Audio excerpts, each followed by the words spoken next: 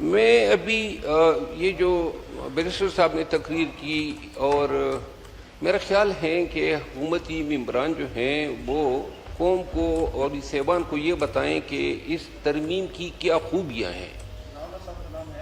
Unfortunately انہوں نے 45% تقریر جو ہے وہ پی ٹی آئی پر تنقید میں گزار دی۔ مولانا صاحب آپ کو کل ٹائم دیا تھا، پلیز ٹائم کی پابندی کیجیے گا۔ جی بہت سارے لوگ ہیں، سب کو بلوانا ہے۔ جی بہت شکریہ۔ کل میں نے پروپوز امینڈمنٹ کے حوالے سے اظہار رائے کیا تھا۔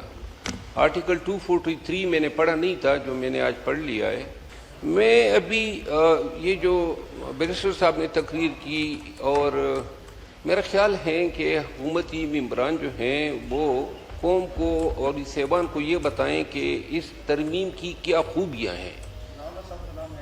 انفارچونیٹلی انہوں نے 45% تقریر جو ہے وہ پی ٹی آئی پر تنقید میں گزار دی۔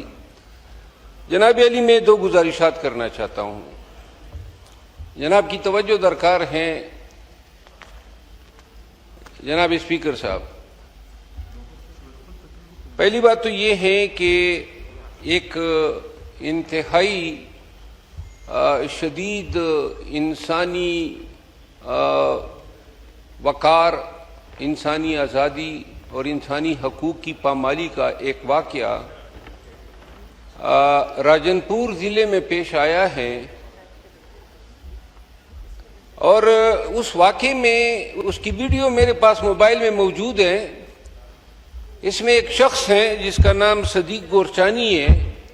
صدیق گورچانی کو جو ہے بارڈر پولیس اس وقت کے پولیٹیکل ایجنٹ قاسم گل کی ایما پہ اور ڈی سی راجن پور منصور بلوچ کی ایما پہ اٹھاتی ہے، اور نہ کہ صرف اٹھاتی ہیں، اس کے ناخن کاٹتی ہیں، اس کو ننگا کرتی ہیں، اس کے جو نازک اعضاء ہیں ان کو ڈیمیج کرتی ہیں، اور یہ سب ویڈیو پر ہیں، اور وہ ویڈیو میری موبائل میں ہے۔ یہ ایوان جو ہے صرف قانون سازی کے لیے نہیں ہے، یہ پاکستان کے تمام عوام کے جو حقوق ہیں، جو آئین نے ان کو دیے ہیں، بالخصوص آرٹیکل 14 جو احترام آدمیت کو انشور کرتا ہے۔ میں اس ایوان کے ذریعے وزیر اعلیٰ پنجاب محترمہ مریم نواز صاحبہ سے استدعا کرتا ہوں، 4 تانے دار آپ نے برخاست کر دیے۔ وہ ڈی سی جو 50 لاکھ کے چکر میں جس نے اس بندے کو اٹھوایا تھا، اصل ملزم تو وہ تھا۔ یہ تھانے داروں کو جو ہے سسپینڈ کرنے سے آپ کیا حاصل کر سکتے ہیں؟ میرا مطالبہ ہے کہ اس ڈی سی اور پولیٹیکل ایجنٹ کو تحویل میں لیا جائے، اور ساتھ ہی بحیثیت ممبر نیشنل اسمبلی، چونکہ خان صاحب نے کمیٹیوں میں جانے سے منع کیا ہے، تو میں بحیثیت ممبر قومی اسمبلی اسپیکر صاحب سے استدعا کرتا ہوں کہ اس حوالے سے میری درخواست ہے کہ ہیومن رائٹس کمیٹی کا اجلاس بلایا جائے۔ اور دوسری آخری بات یہ ہے یور آنر کہ اپریل 2025 میں موجودہ حکومت نے پیکا ایکٹ کے تحت ایک ایجنسی بنائی، اس کا نام رکھا سائبر کرائم انویسٹیگیشن ایجنسی۔ اس کا پریڈیسیسر ادارہ جو تھا وہ NR3C تھا۔ FIA میں جتنے بھی سائبر کرائم ہوتے تھے وہ سائبر کرائم انویسٹیگیٹ کرنا، پکڑنا، پیش کرنا، یہ NR3C کا ہوتا تھا۔ NR3C کے سکسیسر کے طور پہ سائبر کرائم ایجنسی آئی۔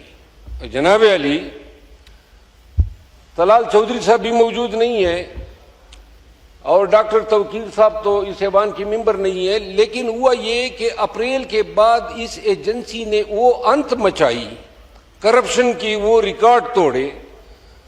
یہاں اسلام آباد میں ذاتی طور پہ مجھے ایکسپیرینس ہوا، میرے کلائنٹس کو محبوس رکھا، چائنیز کلائنٹس کو ان سے بتے لیے۔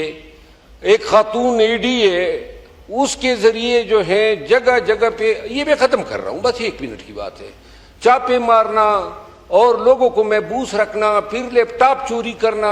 3 جگہوں سے انہوں نے 150 لیپ ٹاپ چوری کیے۔ میں نے جا کے ڈاکٹر توقیر صاحب کو شکایت کی، میں نے طلال چودھری صاحب کو کہا، اس وقت پتہ نہیں کوئی ایکشن لیا یا نہیں، لیکن لاہور میں پکڑے گئے ایڈیشنل ڈائریکٹر سائبر کرائم کا۔ اسلام آباد کے ابھی تک کوئی گرفتار نہیں ہوا ہے۔ میری استدعا یہ ہے منسٹر انٹیریئر سے اور minister of state for interior سے کہ جو اسلام آباد میں جن لوگوں نے گند کیا ہے، کرپشن کی ہے، لوگوں کو اغوا کیا ہے، بتے لیے ہیں، اغوا برائے توان کیے ہیں، ان کے حوالے سے بھی کارروائی ہونی چاہیے. بہت شکریہ سر. شکریہ.